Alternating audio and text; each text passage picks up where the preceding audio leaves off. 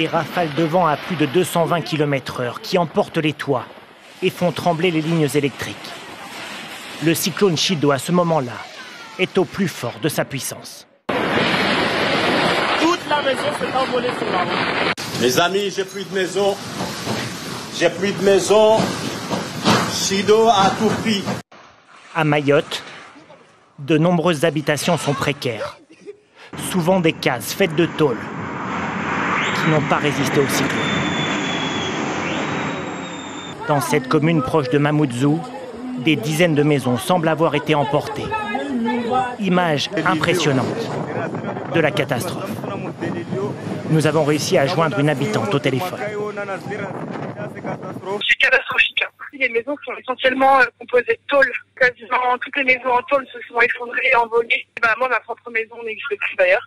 Les arbres sont tombés, il n'y a plus de réseau, il y a des blessés. En fait, il y a des gens qui ont pris des tôles sur les bras, sur le corps, etc. Dans la rédaction de nos confrères de Mayotte la Première, certaines fenêtres ont été soufflées. Les bureaux sont dévastés, le bâtiment est sens dessus dessous. On entend siffler le cyclone jusque dans les couloirs. Des dizaines de milliers de foyers sont désormais privés d'électricité. Selon notre prévisionniste météo, la catastrophe est d'une ampleur hors norme.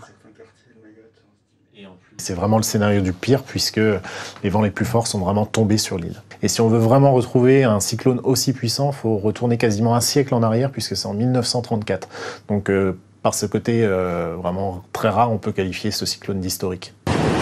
À Mayotte, il est encore trop tôt pour savoir si le cyclone Chido a fait des victimes, mais les dégâts sont considérables.